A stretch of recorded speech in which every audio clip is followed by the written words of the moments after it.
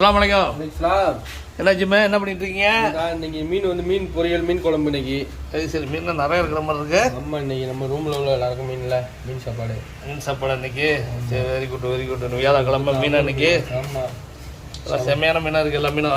ஆமாம், சவுதியிலேருந்து வந்துச்சு மீன், ஃப்ரெஷ் மீன்.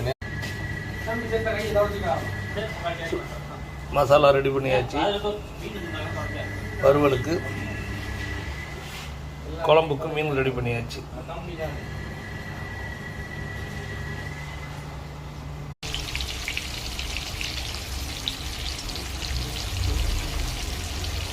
என்னத்தா என்ன மீன் பிடிச்சிட்டு இருக்கீங்களா?